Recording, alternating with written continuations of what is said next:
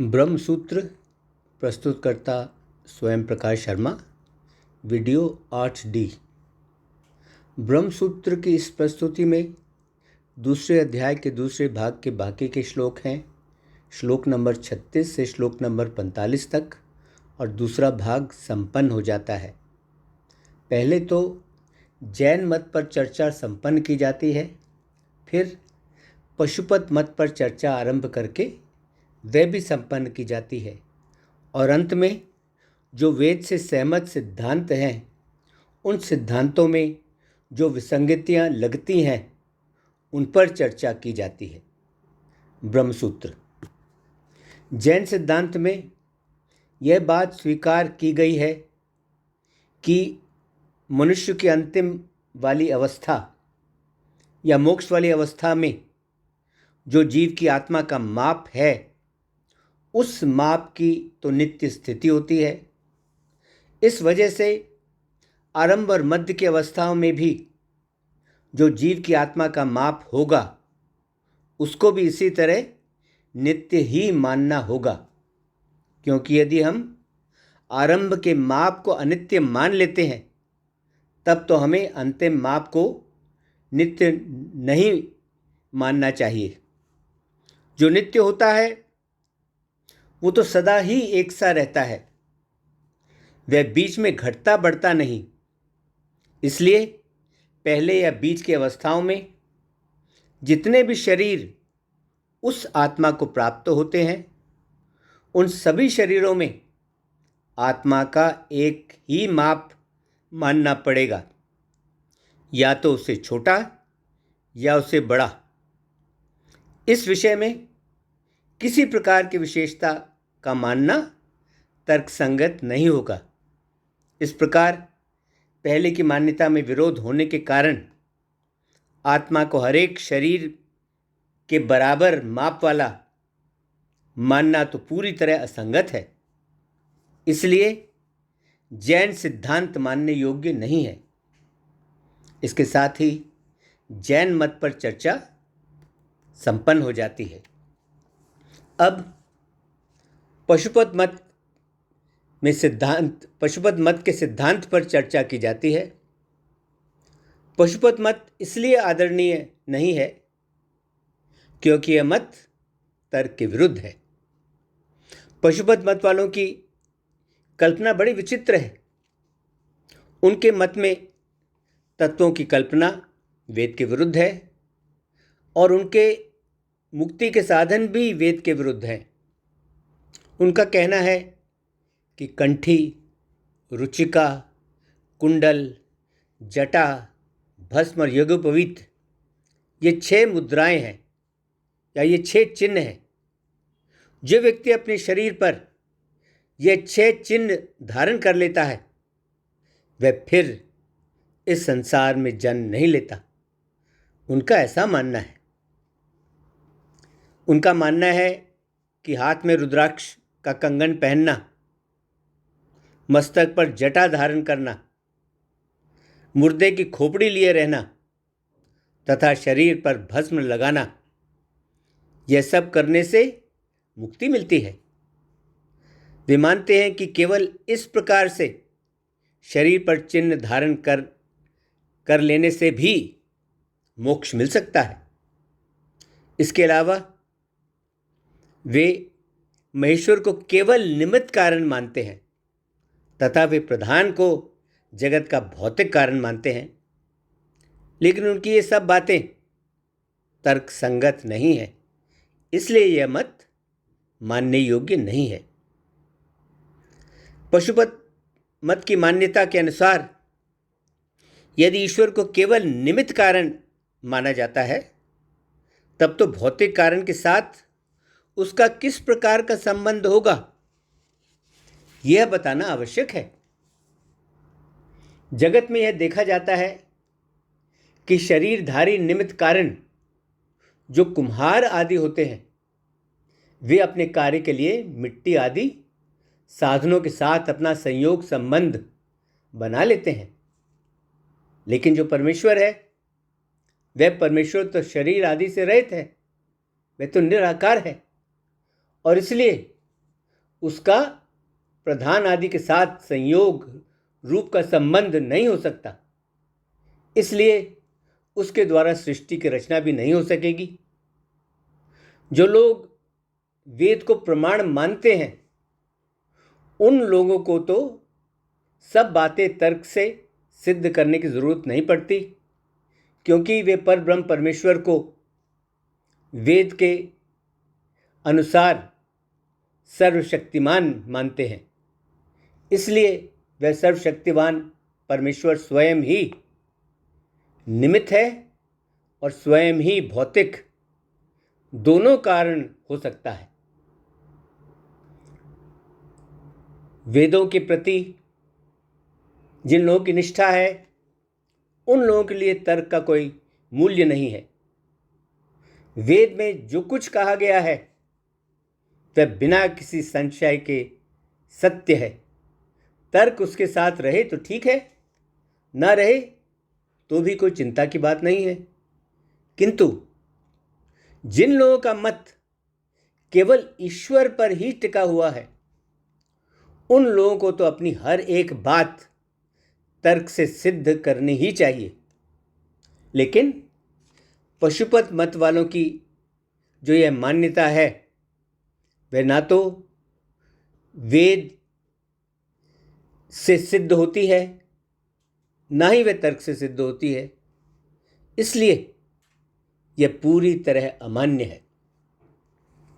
पशुपत मत में एक और कमी दिखाई देती है और वह है अधिष्ठान के संबंध की कमी। पशुपत मत की मान्यता के अनुसार जिस प्रकार कुम्हार मिट्टी आदि जो साधन सामग्री है उस साधन सामग्री का अधिष्ठाता होकर भी ही घड़े आदि की सृष्टि का कार्य करता है, उसी प्रकार सृष्टिकर्ता ईश्वर भी प्रधान आदि जो साधन है उन साधनों का अधिष्ठाता होकर ही सृष्टि का कार्य कर सकेगा। लेकिन ना तो ईश्वर ही कुम्हार की तरह शरीर वाला है और ना ही प्रधान मिट्टी आदि की तरह आकार वाली है। इसलिए जो रूप से रहित प्रधान है वह रूप रहित प्रधान निराकार ईश्वर का अधिष्ठेय कैसे हो सकता है। इसलिए ईश्वर को केवल निमित्त कारण मानने वाला पशुपत मत तर्क के विरुद्ध होने के कारण मानने योग्य नहीं है। लेकिन यदि ऐसी बात है तो ईश्वर को शरीर और इंद्रियों से युक्त क्यों न मान लिया जाए। लेकिन यदि ऐसा मान लिया जाता है कि ईश्वर अपने ही संकल्प से मन बुद्धि और इंद्रिय आदि सहित शरीर धारण कर लेता है और शरीर धारण करके वह सांसारिक दृष्टांत के अनुसार निमित्त कारण बन जाता है, तो यह भी ठीक नहीं होगा, क्योंकि शरीरधारी हो जाने पर साधारण जीवों की तरह ईश्वर को भी कर्मों के अनुसार भोग प्राप्त होंगे और उस दशा में तो ईश्वर की ईश्वरता ही सिद्ध नहीं हो पाएगी। इसलिए ईश्वर को केवल निमित्त कारण मानना तर्क संगत नहीं है। पशुपत मत में अन्य और दोष भी हैं जो इस प्रकार हैं। पशुपत मत के सिद्धांत के अनुसार ईश्वर अनंत और सर्वज्ञ है। साथ ही पशुपत मत वाले प्रधान या प्रकृति और जीव को भी अनंत मानते हैं। इसलिए यह प्रश्न उठता है कि उनका माना हुआ ईश्वर क्या यह बात जानता है या नहीं कि जीव कितने और किस प्रकार के हैं, प्रधान का स्वरूप क्या और कैसा है, तथा मैं ईश्वर कौन और कैसा हूं। इन प्रश्नों के उत्तर में यदि पशुपत मत वाले लोग कहते हैं कि ईश्वर यह सब कुछ जानता है, तब तो जो जानने में आने वाले पदार्थ हैं उन पदार्थों को अनंत मानना या कहना असंगत सिद्ध होगा। और यदि यह कहा जाता है कि वह नहीं जानता, तब तो ईश्वर को सर्वज्ञ मानना नहीं बनता। इसलिए या तो ईश्वर, जीवात्मा और प्रकृति को अंत वाला मानना पड़ेगा या ईश्वर को अल्पज्ञ स्वीकार करना पड़ेगा। इस प्रकार पहले बताया हुआ सिद्धांत एक तो दोषयुक्त भी है और दूसरा वह वेद के विरुद्ध भी है और इसलिए वह मानने योग्य नहीं है। यहाँ पशुपत मत और अन्य सभी उन मतों पर चर्चा संपन्न की जाती है जो मत वेद के विरुद्ध है। अब जो वेद को प्रमाण मानने वाले जो पांचरात्र आगम है, उसमें जो थोड़ी बहुत शंका उठाई जाती है, उस शंका का समाधान करने की कोशिश की गई है। भागवत शास्त्र पांचरात्र आदि की जो प्रक्रिया है वह इस प्रकार है। परम कारण पर ब्रह्म स्वरूप वासुदेव से संकर्षण नाम का जीव पैदा होता है। संकर्षण नाम के जीव से प्रद्युम्न नाम का मन पैदा होता है और उस प्रद्युम्न नाम के मन से अनिरुद्ध नाम वाला अहंकार पैदा होता है। इन सब में जो यह माना गया है कि इस जगत के परम कारण पर ब्रह्म पुरुषोत्तम श्री वासुदेव हैं और वे ही इसके निमित्त और भौतिक कारण भी हैं, यह बात वेद की मान्यता से पूरी तरह अनुकूल है, वेद के पूरी तरह मुताबिक है।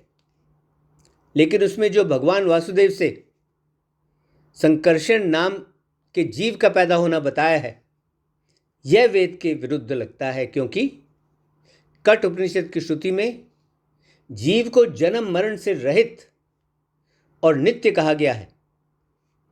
जो वस्तु पैदा होती है वह वस्तु कभी नित्य नहीं हो सकती, इसलिए उस वस्तु की उत्पत्ति असंभव है। यदि जीव को पैदा होने वाला, नष्ट होने वाला और नित्य मान लिया जाता है, तब तो वेद शास्त्रों में जो उसके बंधन और मुक्त होने की अवस्थाओं का वर्णन किया गया है, वो वर्णन भी व्यर्थ हो जाएगा। इसके अलावा जन्म मरण रूप के बंधन से छूटने और परमात्मा को प्राप्त करने के लिए जो वेदों में साधन बताए गए हैं, वे सभी साधन भी व्यर्थ हो जाएंगे। इसलिए इस तरह जीव की उत्पत्ति मानना उचित नहीं लगता।